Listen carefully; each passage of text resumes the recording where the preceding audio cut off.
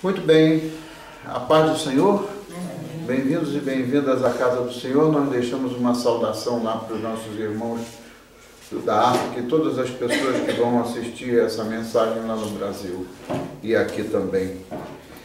Então, o título da nossa mensagem de hoje é uma pergunta, como sempre. E qual é a pergunta? A pergunta é essa: qual é a sua identidade? Qual é a sua identidade? E essa mensagem, muito obrigado, irmão. Essa mensagem vem por intermédio da mensagem do apóstolo Paulo, dirigida à igreja de Éfeso, que está lá em Efésios, capítulo número 1, do 3 ao 12. Carta aos Efésios, capítulo número 1, versículos 3 ao 12. E assim diz a palavra do Senhor, em o nome do Pai, do Filho e do Espírito Santo. Eu vou ler pela tradução da Bíblia em português de Portugal, esta tradução aqui, e aqui no título que dá a esse capítulo, aqui diz: o amor de Deus vem por Cristo. E assim diz a palavra do Senhor. Bendito seja Deus, Pai de nosso Senhor Jesus Cristo, que nos encheu de bênçãos espirituais do céu por meio de Cristo. Pois antes de o mundo existir, Ele escolheu-nos para, juntamente com Cristo, sermos consagrados a Deus e vivermos diante dele no seu amor e sem pecado. Ele destinou-nos a sermos seus filhos por meio de Cristo, conforme era seu desejo e vontade.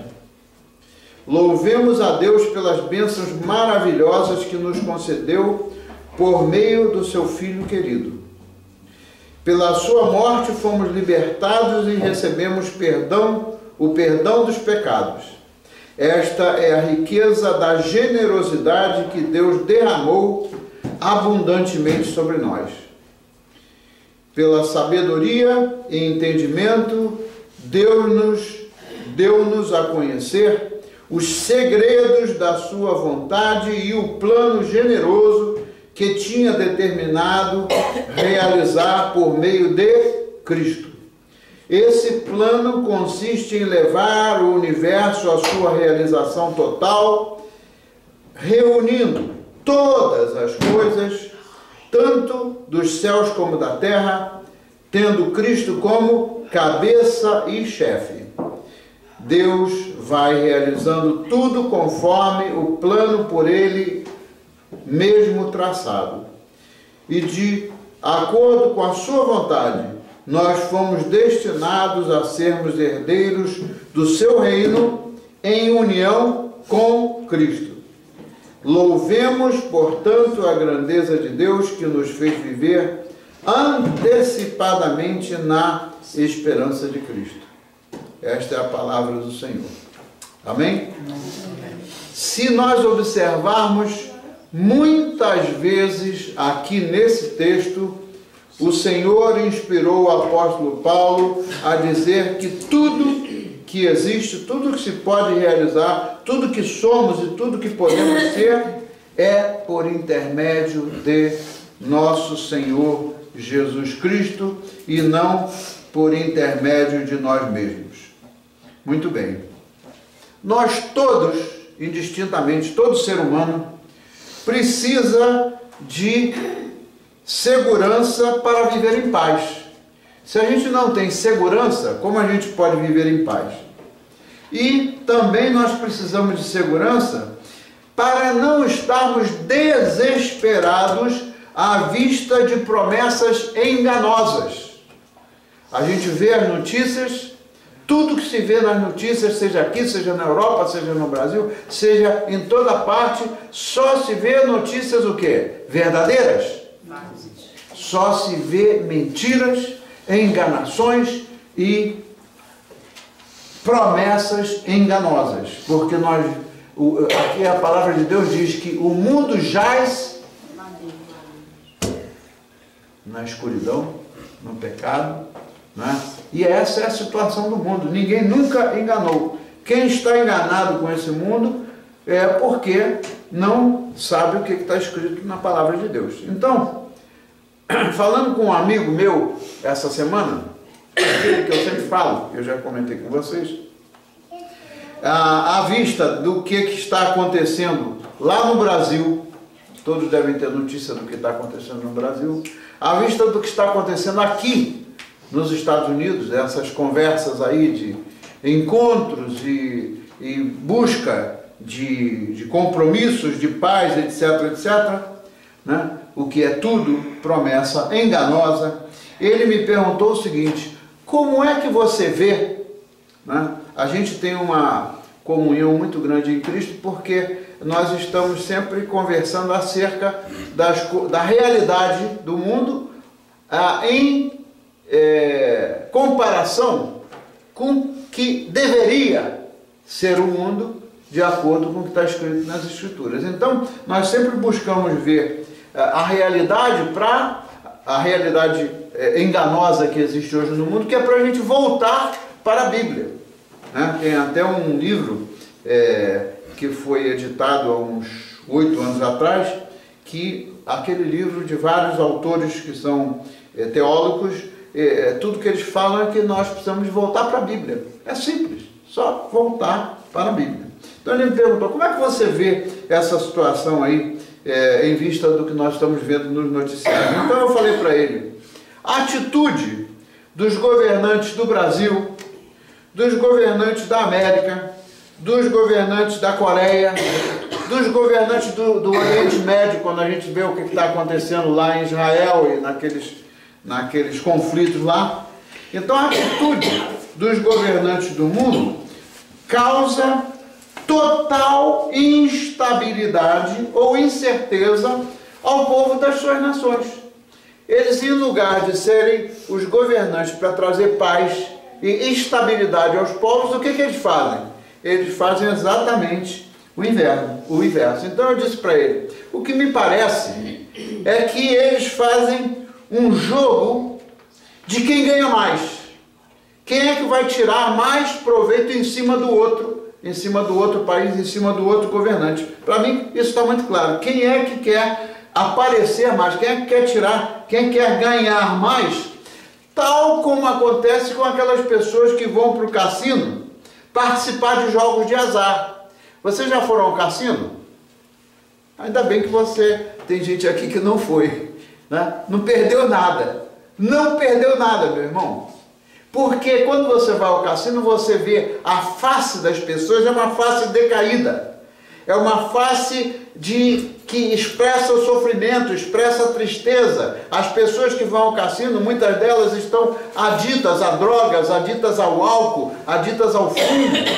Então, ali o jogo do cassino são jogos de azar, né?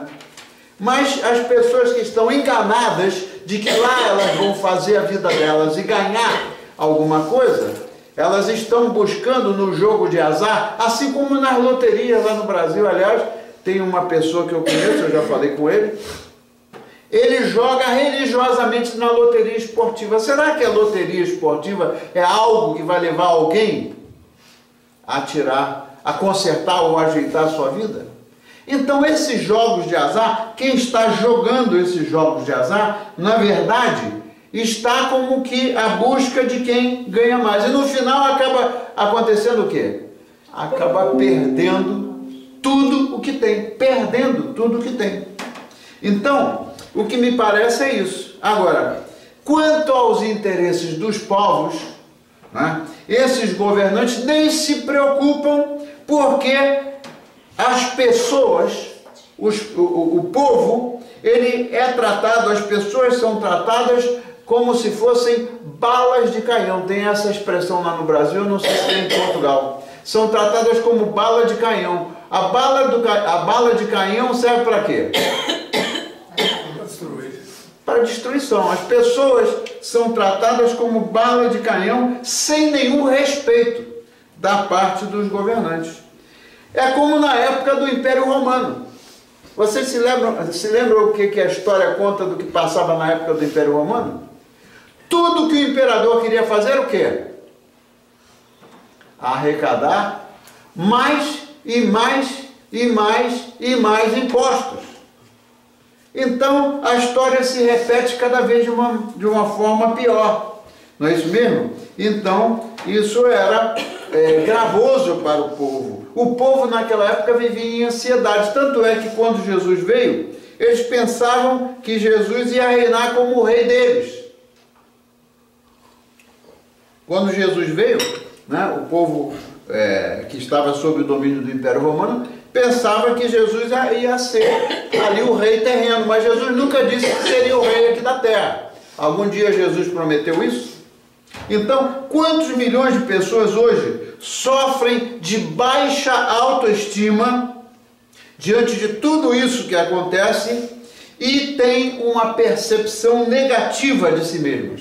Quantas são as pessoas que a gente encontra na rua e que a gente conversa que têm uma percepção negativa delas mesmas? Elas se acham incapazes de fazer alguma coisa, se acham prejudicadas, se acham vitimadas por um sistema político e econômico que só faz o quê? Explorar as pessoas. A gente tem que estar com os olhos abertos, porque tudo isso que está acontecendo está escrito que ia acontecer. Está escrito que ia acontecer. Então o Senhor está por voltar, não se sabe quando, mas assim como as profecias estão acontecendo, né, nós temos que estar espertos do ponto de vista espiritual. Então essas pessoas se sentem como vítimas, porque elas são sujeitas a esse estado de coisas. Então eu creio que todos nós, indistintamente, esteja numa situação boa financeiramente ou esteja numa situação má financeiramente, eu creio que todos nós necessitamos encontrar uma perspectiva concreta, algo concreto para nós podermos viver em paz e sermos tratados com dignidade humana e com amor, com letra maiúscula. Foi parte da nossa conversa entre eu e o Márcio, né? Cadê o amor?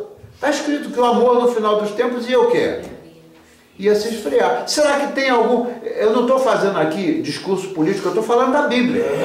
Será que tem algum governante nesse mundo que está cumprindo aquilo que Deus falou, aquilo que Jesus Cristo disse, amai-vos uns aos outros? Será que os governantes, os poderosos, estão fora desse mandamento, isentos de cumprir esse mandamento?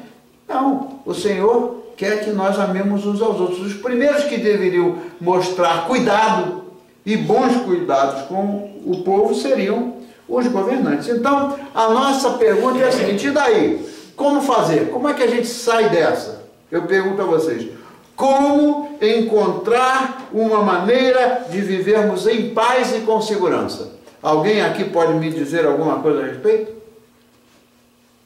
Como nós podemos encontrar uma maneira de vivermos em paz, paz de espírito, né, em paz na alma e com segurança? Tem alguma maneira prescrita na Bíblia? Tudo está escrito, tudo que a gente precisa está escrito na Bíblia. Tem alguma maneira? Tem. A fórmula, né, é o que Jesus falou e o que o apóstolo Paulo falou para a igreja de Éfeso, porque Éfeso era uma cidade muito importante, tanto do ponto de vista comercial como econômico e de comércio, né? Ficava localizada, como nós estamos estudando, começamos a estudar aqui a carta aos Efésios na quarta-feira. Então, ficava numa situação ali, territorialmente, num lugar muito importante, que era a rota do Oriente para o Ocidente em termos de comércio, etc. Então, na verdade, o apóstolo Paulo escreveu para a igreja de Éfeso, porque a igreja de Éfeso certamente, e talvez com um grau menor de agravante, vivesse já naquela época alguma coisa do que hoje já se agravou muito para o lado mal da vida das pessoas, né? Eu imagino que lá em Éfeso já havia sinais de discriminação, sinais de tratamento discriminatório das pessoas, porque lá nem todo mundo era abastado. Quem estuda a história conhece a história antiga e sabe que lá em Éfeso nem todo mundo era abastado, em parte nenhuma do mundo. Então, o que acontece? Na sua carta, o apóstolo Paulo escreveu, quando ele estava onde? Quando ele estava no baile? Quando ele estava na prisão em Roma. Imagina como é que Deus usa as pessoas poderosamente. Ele usou o apóstolo Paulo quando estava lá acorrentado na prisão. As prisões eram subterrâneas, tinha lama, tinha rato, tinha tudo que não prestava, e lá o Senhor o levantou para escrever esta carta altamente importante para a nossa vida no dia de hoje. Por isso eu insisto na importância de nós estudarmos aqui a carta aos Efésios, o que estamos fazendo às quartas-feiras, né? Então, ele escreveu essa carta com que propósito? Não somente para encorajar, para dar motivação àquelas pessoas que estavam lá colocadas à parte, né?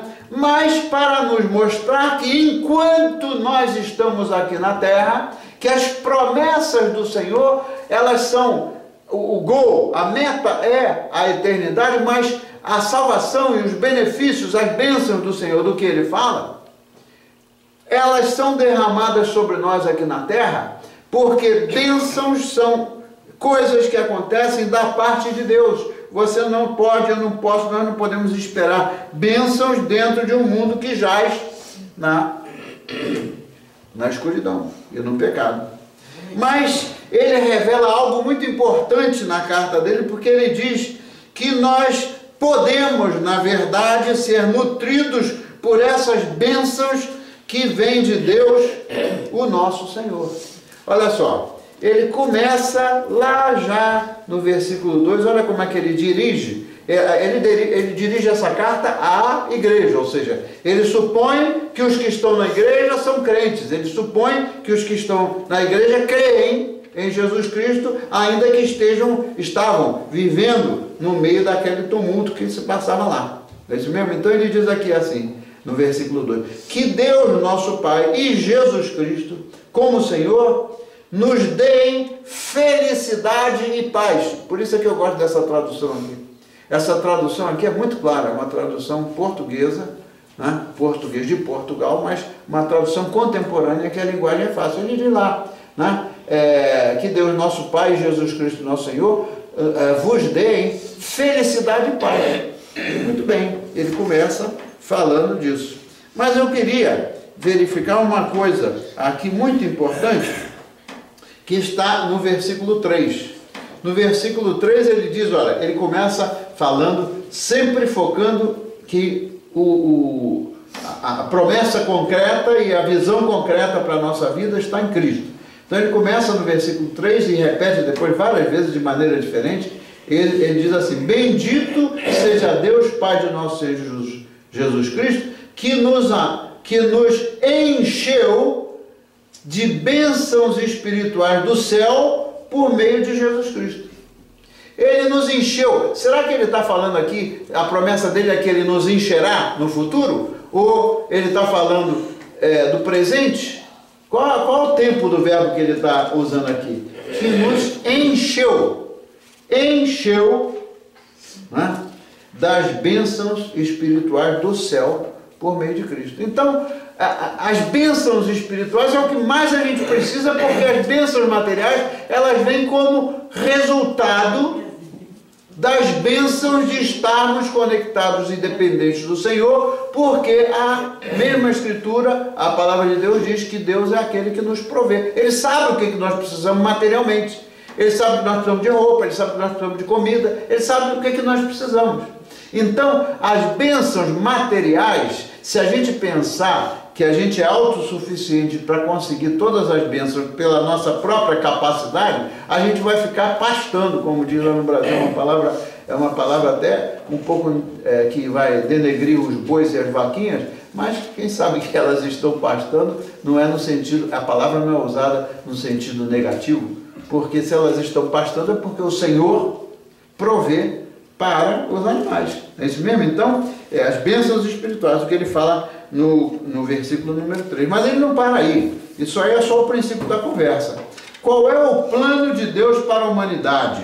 que nós também já tivemos a oportunidade aqui de fazer um estudo bíblico, inclusive gravamos 2 vídeos sobre esse assunto há coisa de uns 6 meses atrás. Qual o plano de Deus para a humanidade?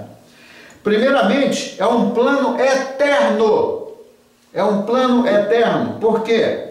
Porque está escrito aqui que esse plano de Deus, ele foi definido antes da fundação do mundo. Deus não definiu o seu plano diante da situação que a gente vive hoje. Ele definiu o seu plano para nós desde antes da fundação do mundo, porque ele sabia aonde é que esse mundo ia chegar. Não é isso mesmo? Então, esse é um plano eterno. E tudo que é eterno é o quê? É estável.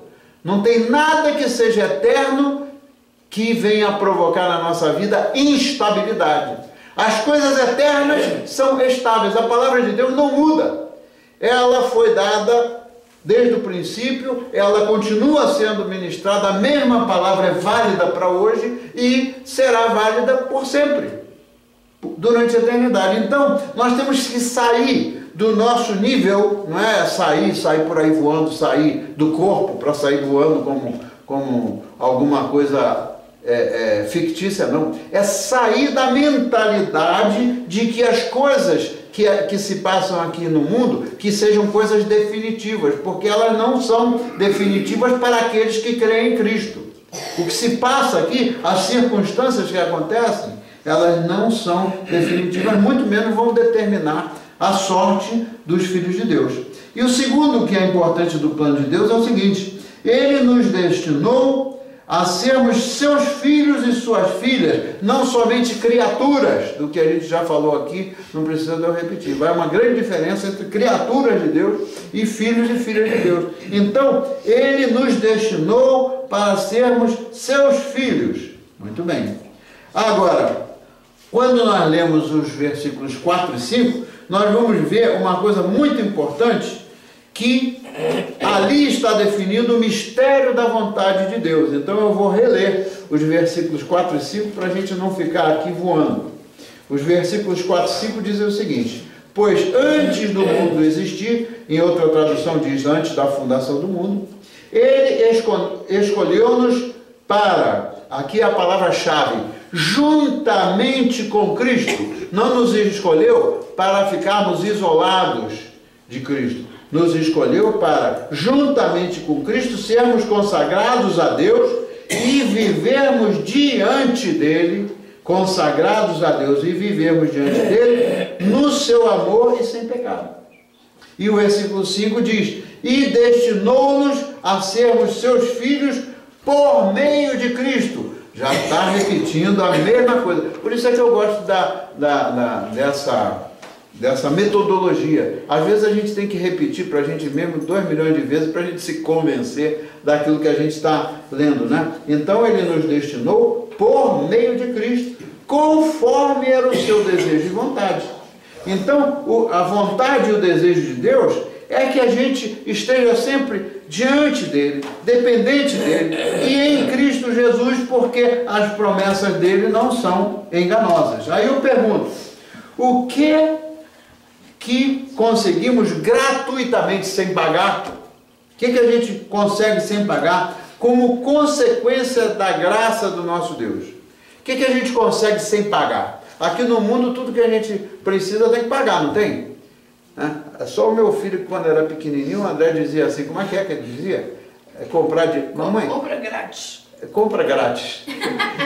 Ele falava isso. Ele vai ouvir essa mensagem, ele vai lembrar do que ele falava. Mãe, compra grátis. Você não tem dinheiro, compra grátis. Imagina. Mas aqui no mundo não tem nada que se consiga. Então, o que nós conseguimos gratuitamente como consequência da graça de Deus? É a nossa redenção. A nossa redenção é uma riqueza, é a maior riqueza que a gente pode imaginar, é a nossa redenção em Cristo. Né? Porque Cristo veio aqui para nos resgatar de nós mesmos. Veja o que está escrito no verso 7, versículo 7, diz assim: pela sua morte fomos libertados e recebemos o perdão dos pecados. Então, eu gosto de ver o tempo do verbo. Fomos libertados é futuro. Está dizendo aqui que seremos libertados? Está dizendo o quê? Que já fomos libertados. Só falta aí o advérbio, né? Não me lembro mais se é advérbio ou se é a preposição, que é o já. Eu acho que é advérbio, mas posso estar errado, né? Já fomos, pela sua morte, fomos libertados e recebemos. Recebemos é presente. Não está dizendo que a gente recebeu e não vai receber mais. Recebemos o perdão dos pecados. Então isso é um presente. A gente recebe o perdão dos pecados todo dia, se necessário for, na medida em que a gente se arrepende, né? Então a gente não pode viver anestesiado, como que anestesiado. E aí ele diz aqui, esta é a riqueza de quê? Da generosidade que Deus derramou abundantemente sobre nós. Ele não está dizendo que ele derramou com mão fechada, não. Deus não é pão duro, não. Ele é generoso, ele nos dá as coisas que ele promete em abundância, né? Então, o derramou foi passado, já está consumado, né? E ele nos perdoa, é aqui o presente. Muito bem. Agora, vamos verificar o que diz, repassar aí, o que dizem os versículos 8 e 9. Versículos 8 e 9 dizem o seguinte: que Deus derramou abundantemente sobre nós e pela sabedoria e entendimento, não está falando aqui que é pelo conhecimento. Deus não está mandando você ser um doutor em ciência, não. Em sabedoria é o que a gente precisa. Em sabedoria e entendimento, deu-nos a conhecer os segredos da sua vontade e o plano generoso que tinha determinado realizar por meio de quem? Por meio de Cristo. Novamente, ele repete que tudo que se trata de bênção vem por meio de nosso Senhor Jesus Cristo. Então essa ideia da autoajuda, que a gente é capaz de se autoajudar, está totalmente equivocada, né? Mas a promessa e a garantia do que o Paulo está falando, ele não está inventando da cabeça dele, como eu não tento inventar nada aqui da minha cabeça. Tudo que a gente tenta pregar e ensinar, vem do que diz a Bíblia. O próprio Jesus Cristo, aí já não mais o Paulo, lá no Evangelho de João, capítulo 10, versículos 27 a 29, o Joãozinho, né, no capítulo 10, versículos 28 e 27 a 29, diz alguma coisa que o próprio Jesus falou e no que Paulo está se baseando. O que Jesus disse aqui? As minhas ovelhas obedecem à minha voz. Eu as conheço e elas me seguem. Eu as conheço e elas me seguem. Isso aí é um fato do ponto de vista do plano de Deus, porque as ovelhas do Cordeiro de Deus, as ovelhas de Jesus Cristo, são supostas de segui-lo. E ele as conhece e as chama pelo nome. Quando o Senhor fala conosco, ele não fala hi there. Ele fala Maria, João, José. Ele nos chama pelo nome, ele nos conhece pelo nome. Então, o 28 diz: deu-lhes a vida eterna e elas, as ovelhinhas, não hão de morrer. Está falando da vida eterna, não está falando da morte no corpo. Aí diz assim: ninguém, essa é a garantia, ninguém as pode arrancar da minha mão, afirmou o Senhor Jesus. Ninguém pode arrancar a gente como ovelha de Deus da mão do Senhor. E o versículo 29 diz: aquilo que o meu Pai me deu é o mais importante e ninguém é mais forte do que Ele. Por isso, ninguém as pode arrancar das mãos de meu Pai.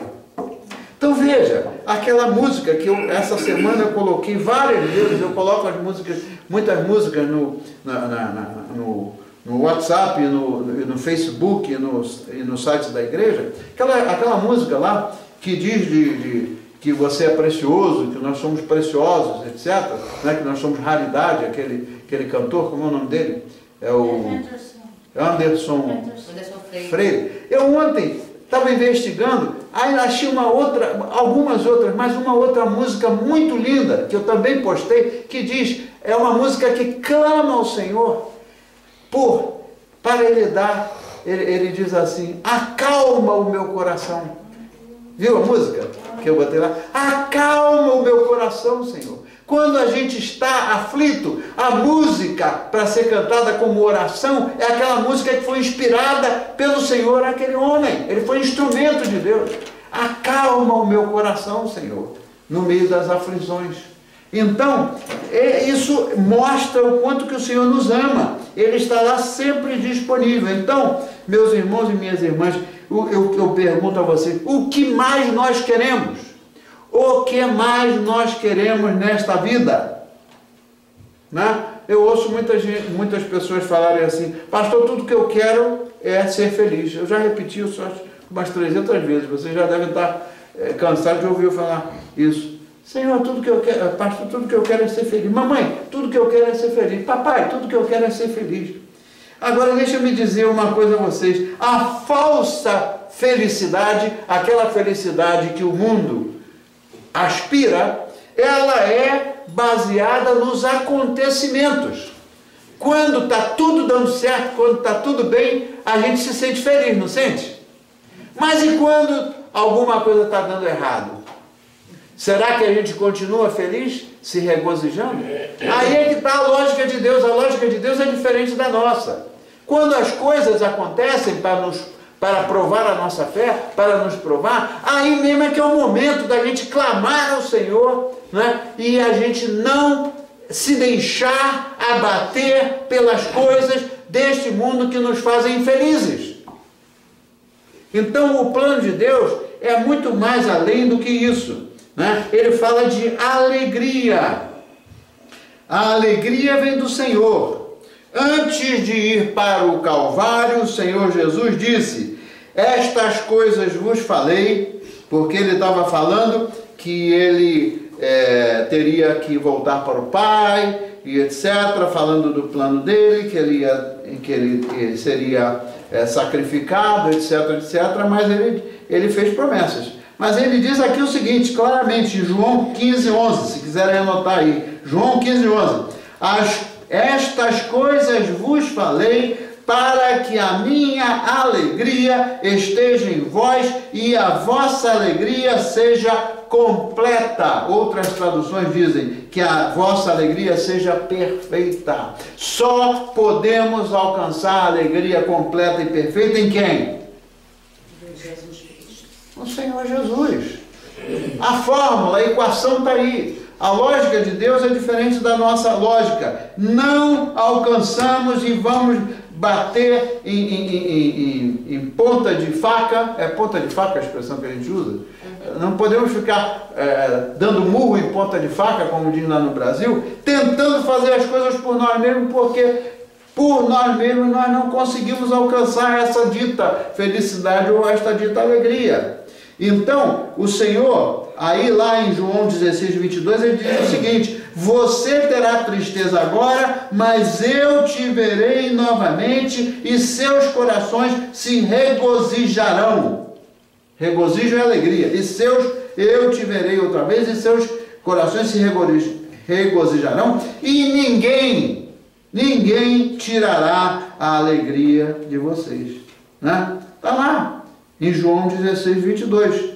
Então, isso aqui é a fórmula que Deus prescreve. Então, o fato é o seguinte, isso é um ponto de vista espiritual, o fato é o seguinte, Jesus promete aos seus discípulos, aos seus seguidores, como eram os apóstolos, os depois apóstolos, e promete a nós, que a sua alegria será completa e eterna. A promessa é essa, e não temporária. Tudo que é alegria, tudo que é felicidade, entre aspas, temporária, não vai alimentar a necessidade mais profunda da nossa alma. A necessidade mais profunda da nossa alma precisa da alegria que vem do Senhor.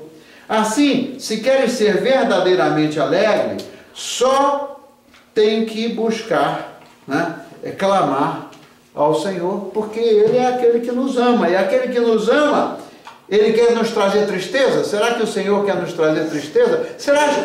Aí uma pergunta boa que surgiu agora na minha mente. Será que as coisas tristes que acontecem no mundo vêm de Deus?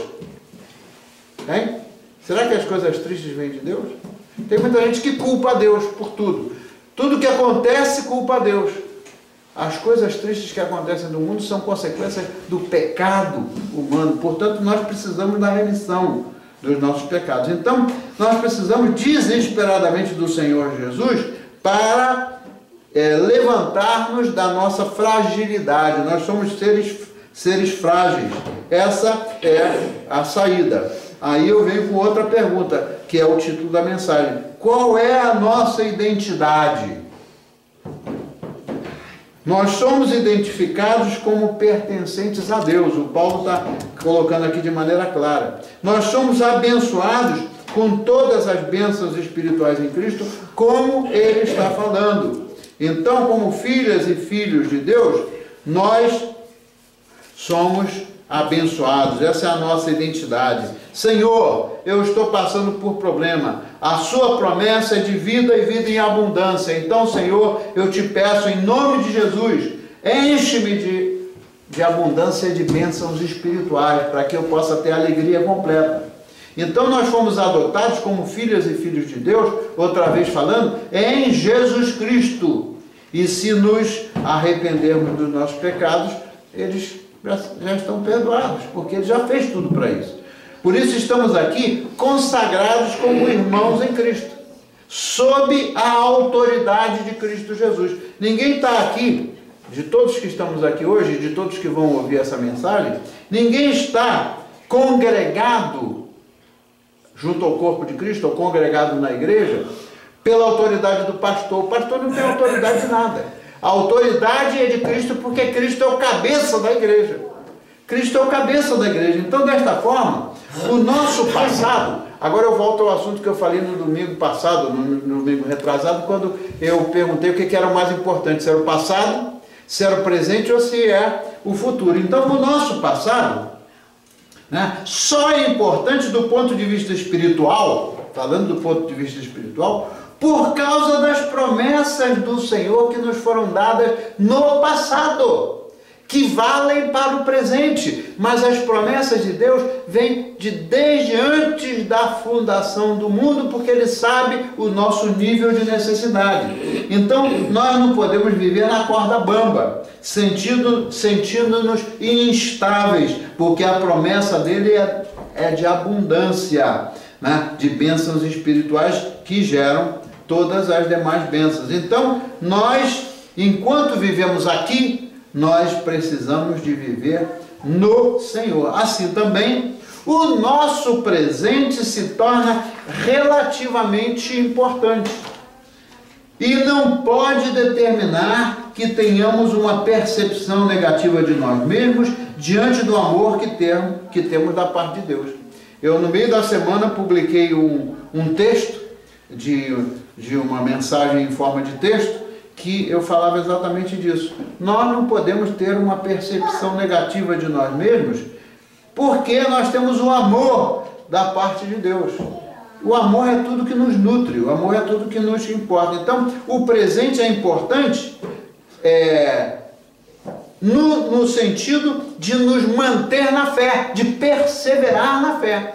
Porque se a gente não perseverar na fé no presente, o que vai acontecer no futuro? No futuro já era. O dia que Ele voltar e que eu pensar em me reconciliar com Deus, eu estarei muito passado do tempo. Então, tudo que está acontecendo agora nos leva a ter a certeza de que o Senhor está no controle da nossa vida. Portanto, nós devemos nos sentir muito valiosos, como diz aquela música. O título daquela música é Raridade. Nós somos uma raridade. Raridade por quê? Nós somos uma raridade porque nós somos muito especiais aos olhos de Deus. E aos olhos de Deus, nós, tendo em vista o que Ele define, quem define a nossa vida não são as circunstâncias, é como Deus nos vê, que foi o que eu ensinei naquela mensagem do meio da semana. Então, O que importa não é como os outros veem a gente. Às vezes a gente fica muito sugestionado. Ah, como é que eu não vou fazer isso não? Como é que o que essa pessoa vai pensar de mim? O que importa, antes de tudo, é saber o que Deus vai pensar da nossa atitude em relação aos outros, se Ele mesmo disse que amai-vos uns aos outros. Então a gente tem que refletir sobre isso, né? E o que importa é como Deus nos vê. E, portanto, a nossa estima tem que ser bem alta diante do que somos no plano de Deus. E se Deus é por nós, também diz a Bíblia, quem será contra nós? Se Deus é por nós, quem será contra nós? E agora eu vou encerrar com um segredo, que na verdade não é segredo porque está escrito publicamente, mas é bom sempre a gente repetir. Em João 15, dos versículos 10 ao 14, o próprio Senhor Jesus deixou uma palavra que eu quero deixar para a gente digerir durante a semana. Ele diz assim, né? João 15, versículos 10 ao 14, diz assim: se obedecerem à minha doutrina, permanecem sempre unidos ao meu amor. Então ele estava falando ali da união nossa, ou da unidade nossa em Cristo. Então, se obedecerdes os meus mandamentos, algumas outras traduções dizem, se obedecerdes aos meus mandamentos, né, permaneçam sempre unidos ao meu amor. Eu também obedeço à vontade do Pai e nunca me afasto do seu amor. Falou Jesus Cristo mesmo. E o versículo 11 diz, falo-vos desta maneira para quê? Para que se alegrem comigo e para que tenham uma alegria perfeita, ou uma alegria completa. Aí no versículo 12 ele diz, o meu mandamento é este, amem-se uns aos outros como eu sempre vos tenho amado. Aí o versículo 13 diz assim, ninguém ama tanto como aquele que dá a vida pelos amigos. Vocês são meus amigos se fizerem aquilo que eu vos ordeno. Amém? Esse é o segredo, né? Junto com o comando de amar, vem o comando de obedecer. Agora, a minha última pergunta é o seguinte, vocês creem nisso? Será que nós, vocês e eu, será que de fato nós cremos nisso? Se nós cremos nisso, certamente que a nossa condição de vida vai melhorar. Né? Vamos orar então. Senhor, nós te pedimos em nome de Jesus que a gente esteja sempre, ainda que debaixo de ameaças, mas que a gente esteja sempre unidos a Ti, Senhor, como Sua família, como o corpo de Cristo, como Sua igreja, e também como indivíduos, Senhor, que nós estejamos sempre em Ti, porque todas as bênçãos que nós precisamos, sabemos que vem de Ti, Senhor, não vem do mundo. Então te pedimos, tira da nossa mente, Senhor, pelo poder que há no nome de Jesus, tira da nossa mente todo engano, toda ilusão das promessas enganosas do mundo. Isso é o que nós te pedimos. E deixa que a gente possa viver firmes nas suas promessas. Assim nós oramos, agradecidos no nome de Jesus, e o povo de Deus pode responder? Amém. Amém. Amém, amém, amém, amém, amém. A palavra, como é que é aquela música? Então, não tenho voz para cantar.